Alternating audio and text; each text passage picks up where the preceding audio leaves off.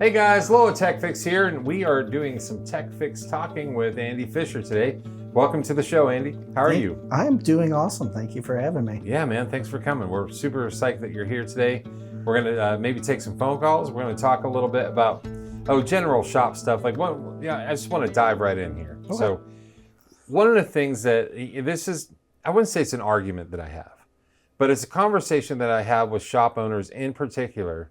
I don't know that there's any real right or wrong way to do this, but there is a more successful way to run a shop. And I wanted to get your opinion on this and how things work in your world, because let's just take a moment.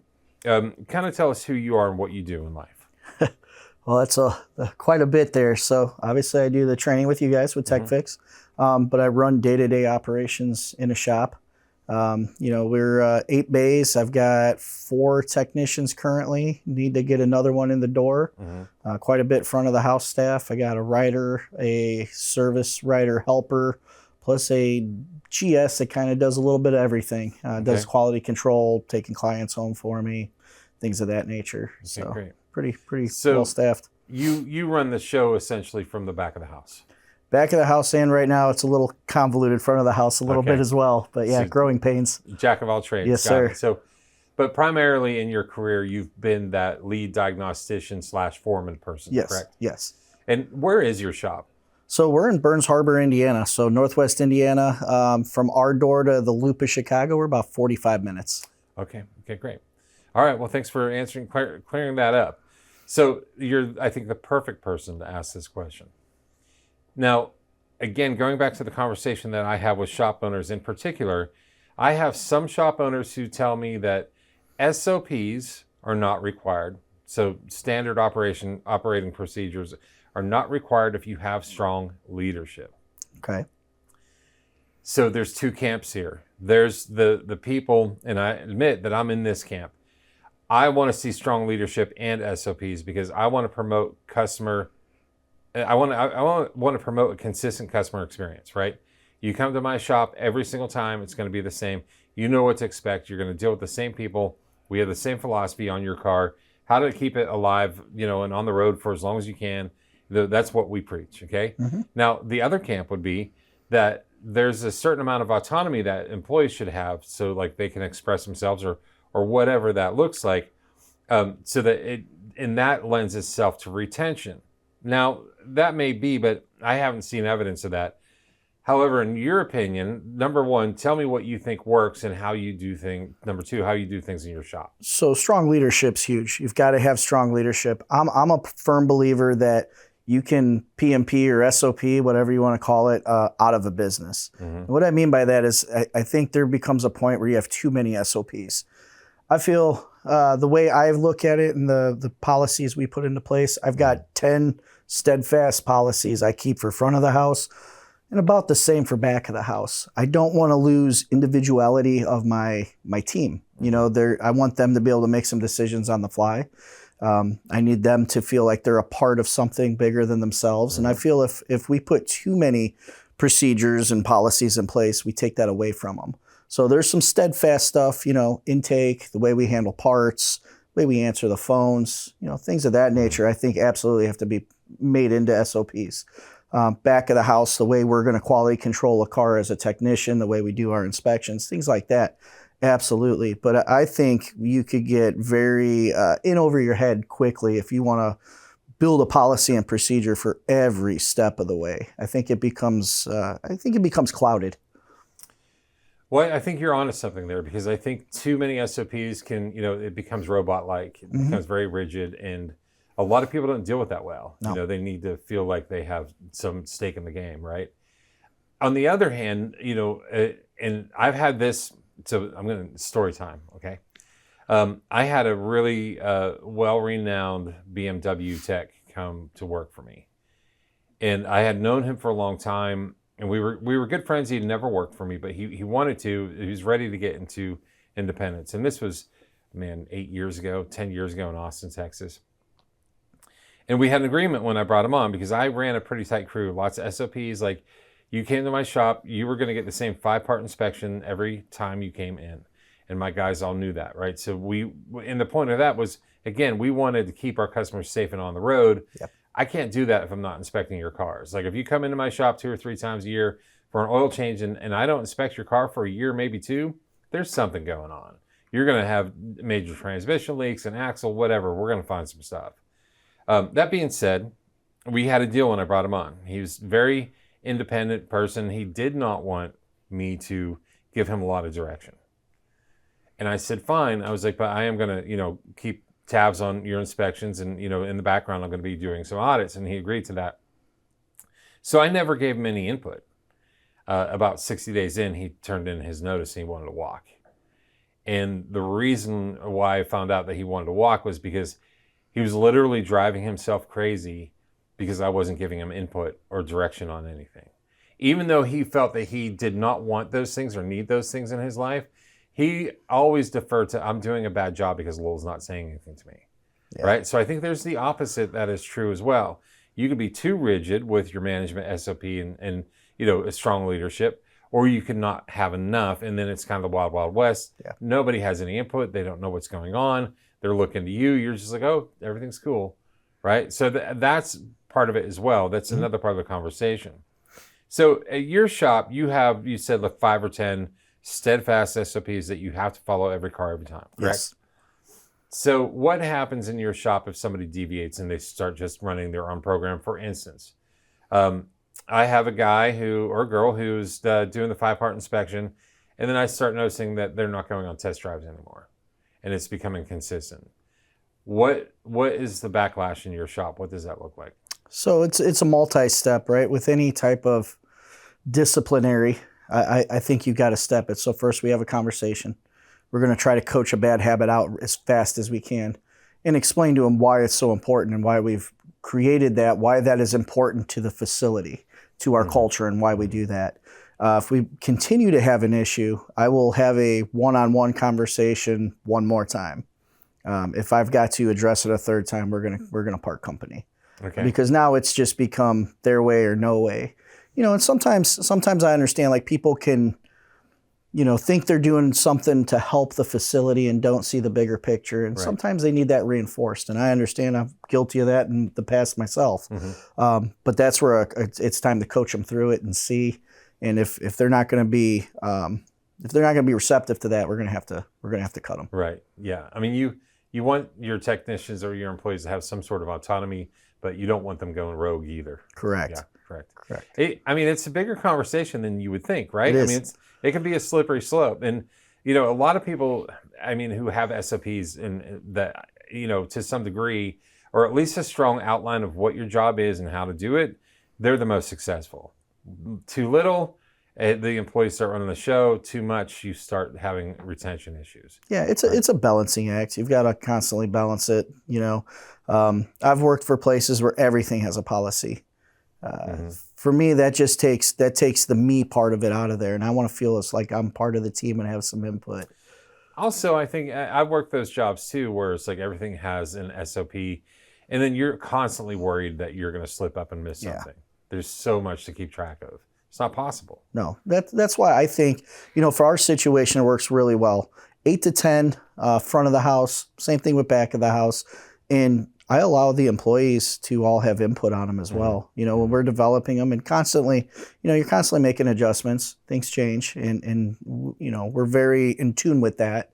So we'll make adjustments. I'll pay real close attention. I'll start vetting tickets to see if it's a procedure that's part of an RO is being followed. If it's not, we're gonna address it and see if maybe it was a bad idea from the beginning, and we've got to make an adjustment and change it a little bit. But again, for me, it's all about input. I don't want to P&P everything out of the shop. I still want those guys and girls that work for us to have a little bit of themselves as a part of it too. Yeah. So as long as it's not affecting the bottom line, it's not affecting our core values and our ethics, I tend to let things go a little bit in that regard. Okay, great. Awesome.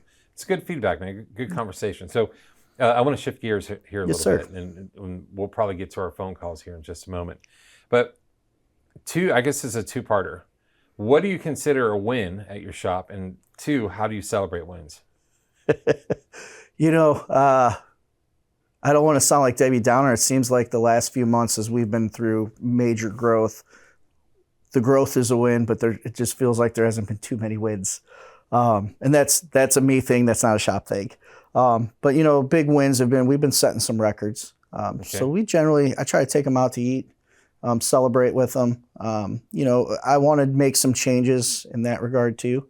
Try to make it more of a big team celebration and actually get their families involved. Because at the end of the day, those guys and girls are with us more than they are their family. I want the family to feel like they're part of something as well. But we're in total growth mode. It's been growing pains have been good and bad. So we're kind of learning as we go here. Cool, awesome. So do you do anything like some small challenges with rewards throughout the week, like most hours flagged, most upsells, or anything like that? I haven't. It's definitely been something we've talked about. I feel I've got a crew that's they're very mature, seasoned technicians. I don't feel that's what they're looking for. But as I grow my team with the younger generation, I definitely think that's something the younger generation wants and needs. I don't necessarily think my guys that have been doing this for 30 years, that's what they're looking for. Obviously, we celebrate, and I talk to them one-on-one. I think that goes, for me, that goes further than anything. The reward is that a boy, let's talk about you're killing it, that kind of thing. Again, that's a me thing, something we're learning as we go. So are you trying to tell me that technicians around my age, are not what would you call that? An acts of service? Like that's not our love language, or like definitely gifts? not. We don't speak that love language. No. I got it. But younger technicians, for sure. Yeah, I was blessed. I got to teach high school for a couple of years, and it changed my perspective on the younger generation, which is crazy to talk about because I was always the young guy in the shop, and that's not the case anymore. Right. That happens quick. It does. Yep. It does very quick. It's kind of scary, actually. But, it's one of those things that the seasoned guys came up in a different era where, their mentor was tough on them. Tough love, super tough love, and you got through it. You just pushed through it. You knew that's the way you were going to grow and get better. The younger generation, that's not the way they handle things. They definitely, from my experience, and at least in my area, they love the praise and the attaboys, pats on the back, give them dangle carrots. So it's something I'm kind of adapting to and learning as I go. It's different, but if that's what it takes, you just gotta realize that things change. Yeah, things change. And I think one of the key points to maybe punctuate this conversation is like, I didn't know this, and I know that you didn't know this when you started in a leadership role in this industry, is that not only do you have to be a good leader, a knowledgeable technician, but you also have to be a psychologist someday. Oh, the psychology of being a leader is the hardest thing. That, and I was just teaching this yesterday, understanding from a leadership standpoint, it becomes lonely. It becomes very lonely because you don't, outside of some networking, you got to kind of keep that under wraps with your team when you can't lead with emotion. Let me rephrase that. You can't reprimand with emotion. I want to lead with emotion, but I can't discipline with emotions. Well, it's funny that you say that because I've been coaching repair shop owners and instructing technicians for a lot of years. And especially because a lot of repair shop owners pay for our training for their technicians through TechFix, I hear they're emotional. A lot of them are very emotional. They don't know how to detach. But their foreman, their manager is just like, dude, go home. Like, it's time for you to just, I do that. My owner, Mark, is a great guy, but there's a lot of times I'll look at him and be like, hey, man, I love you. Get the hell out of here. Yeah. You're bringing me down. And it's nothing bad. That's not what I'm saying. Just you could tell as a non-business owner, I will never try to act like I understand what it's like to have the emotional attachment of, one, the business is your identity in a lot of cases, or two, the financial burdens. I don't have that. But I also know when you bring that into the workplace and everybody starts picking up on it, it causes issues. So when I see he's stressing, I absolutely kick him out. I find out quickly what the problem is. If it's something going on in the shop, we're gonna make some changes to make it so it's not an issue. Right. But I absolutely have to kick him out from time to time. Yeah. And just go deal with what you got to deal with, and I got this. And you heard it right here from Andy Fischer, everybody. I'm going to give you his email at the end of this. Just kick your boss out. Kick your boss out. That's his solution. So, Works. Andy, I think we're going to take some phone calls now. All right, Mark. Hey, man. Thanks for taking our call today, or calling in, rather. So I had a couple of questions for you. Number one, would you mind just telling everybody a little bit about yourself, who you are, shop owner, where you are in the country, that sort of thing.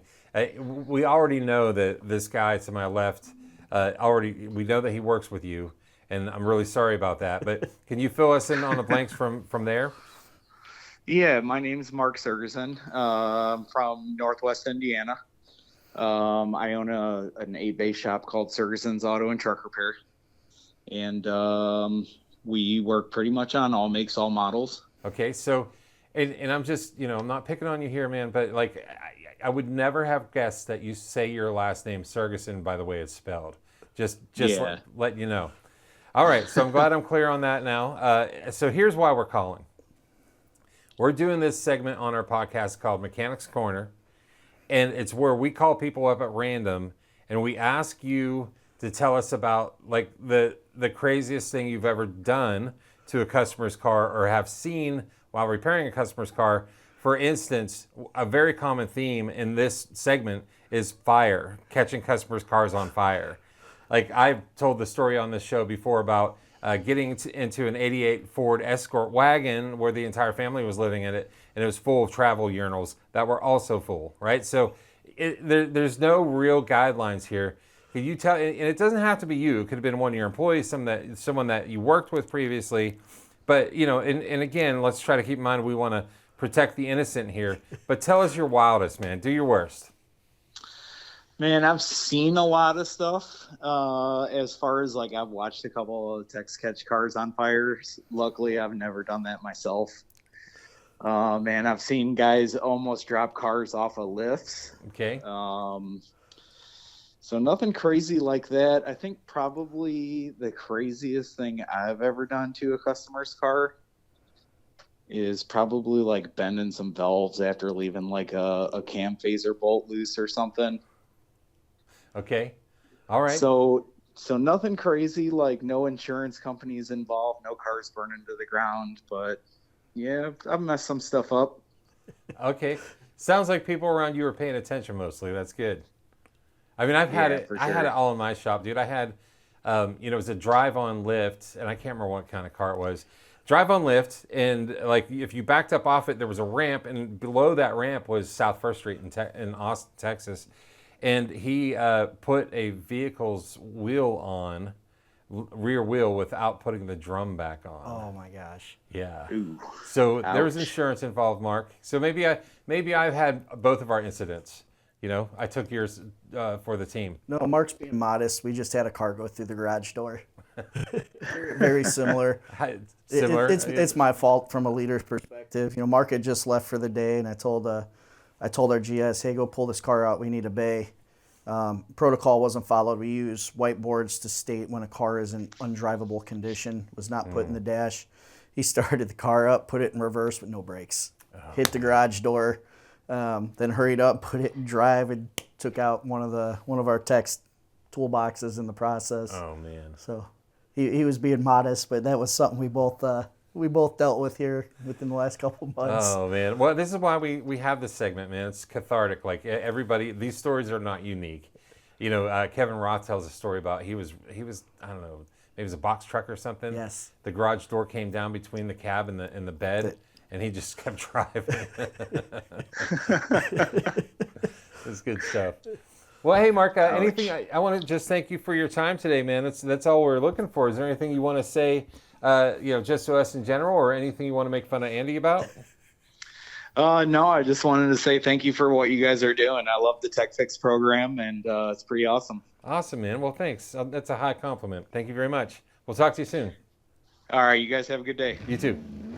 Mark Adams. Speaking. Hey, it's Lowell Green. How are you? Hey, how you doing? I'm doing great, man. Hey, thanks for you're on our Tech Fix Talks podcast right now. I'm here with Andy Fischer, and thanks for taking our call today. Absolutely. Or volunteering anyhow to tell us your worst. So you're the second Mark on the show today. I guess it was just random, but here's the question. All right, now this is what we how do you say his last name, Mark? Sergeson? Sergeson. Gosh, I have a rough time with that. We asked Mark Sergeson, tell us like the worst thing that you've ever seen happen to a car, whether while it was being repaired, whether it was you, somebody who worked for you, somebody you worked next to, you worked for, whatever. Try to keep, let's try to keep their innocence in check. Let's not out them on the podcast. But tell us your worst, man. What have you seen? What have you done? Well, the one thing that came to mind about catching cars on fire was something that I was guilty of a long time ago in the early 90s. I was changing rear shocks on I want to say like an 86 or 87 Crown Victoria. Okay. And the upper shock mounts are positioned between the frame and the body of the car. If you didn't have the correct wrench to get those nuts off, I remember. It was an absolute pain. Yep. So I thought, as a young pup, why don't I just shove the torch in there to heat these things up, cut them off, and be done? I'll show everybody how awesome I am. So I shoved it in there. I'm heating it up. And next thing I know, one of the techs are hollering at me because there's smoke coming from the car. Okay. And what had ended up was it heated the body, and it caught the back of the seat on fire. So by the time we got the car lowered down and we could get extinguishers in there, half the interior was completely up in smoke and gone. Nice. That's Impressive. a good one. Yeah, not really. I thought for sure you were going to say that you caught a fuel line on fire or something like that. But in the junkyard, I've worked in salvage yards, when I was young. I've seen people catch the entire interior of a vehicle, like on the rug, starting with the rug on fire. Yeah. The same thing, getting exhaust off, shocks off, whatever. That's pretty exciting. So did you keep your job? Oh, yes. Yeah. Surprisingly, I did. I'm not sure why, but this company put up with a lot of my ignorance as a young pup. I've had so many horror stories when I was young, and it was always with the same company, and they let me keep on going. Well, oddly enough, I had again, early in my career, and Mark, I think in your story and retelling it, that people should be aware that this was before gear wrenches came along, right? Like, that would have made that job much quicker, like if you had a gear wrench. But we didn't have those back then. I mean, I think we had some ratcheting wrenches, but like they were super bulky, like caveman-looking wrenches. But that being said, I was the guy, like 20, 21 years old that Acura picked to go to NSX school and work on NSXs, and I found out why at about 8 months in, because nobody else wanted to touch them, right? And compared to your story, they kept me on at this job, and I this is when I figured it out, because it was kind of dumb. But I kept going to my general manager, my service manager, with just stuff that I broke. I didn't even know what the components were. I'd walk up to his desk and hand him a pile, like going in for a window regulator or something. It's just, I broke everything on the way in, right? And then he would just be like, okay. And he would just order all the pieces, and I put it back together in a couple of days. But that was why, because stuff on those broke so much. And I was the only dummy willing to do it, right? So they just kept me around. But yeah, so good. You kept your job. So what happened after that? You guys had it reupholstered? You totaled car or what? No, the car, from my understanding, ended up being totaled because they just didn't feel it was worth doing the fixing, and they settled with the customer just to replace it. So okay, it was a complete loss. I always say, if you are going to do it, just total it. Go big or go home. Yep. Do you have any other stories? That was probably my ugliest. I don't have anything quite as exciting as that one. That's a pretty good one, though, man. That's pretty good. Yeah, exactly. Was a customer in the building? No, Okay. The car was dropped off. Okay. That's a fun one, too, when you catch a customer's car on fire or wreck it while they're in the building. Yeah, that's fun. Well, we did at one time. It was an old Escort, and the car was there for maintenance. Customer dropped it off, and we're in the process of doing the oil change. We got the drain plug off, filter, Next thing we know, the car starts up on the rack. Ends up that there was another car in the parking lot, same color. They thought it was theirs, and they had a remote start. Oh. So they thought it was there, and they hit their remote start and started their engine while it was up in the bay. I would consider that an act of God, right? Like that's weird. Man. That shouldn't happen. Well, that was just hilarious. Yeah, that's funny. All right, man. Well, hey, man, that's all we wanted today. Just get your story and talk to you a little bit, hear your voice. You have anything else you want to say to either myself or Andy? No. Well, hi, Andy. Hope things are going well today. Thanks, Mark. Good talking to you, buddy. Well, absolutely. Appreciate everything, and look forward to future things. Yeah, man. Hey, Mark, we're going to have to get you out hopefully sometime this year to help us out with one of these foreman certification programs that Andy's here for this time. I'd love to have you, man. Let's talk more about that. That'd be great. Awesome. Thanks, dude. All right, you take care. Talk soon. All right, guys, that's it. Tech Fix Talks. And we got a little bit of the mechanics corner in here. I love the new set design with our cute little toolboxes and our little Ford truck here, if you can see that. It's very cute. So, Andy, hey, again, thanks for coming in and talking with me, talking about SOPs. Got to hear some fun stories about people catching cars on fire and stuff. And I'm looking forward to doing this again, man, next time you're in town. Okay? Absolutely. Thank you for having me. Yeah, it's a lot of fun. All right, guys, so I hope you enjoyed this episode. If you did, hit subscribe, hit like, do all the stuff that you're supposed to do. Follow us on YouTube, Facebook, Instagram, wherever. And then you can always reach us at admin@techfix.training. If you fix the cars, you fix the shop.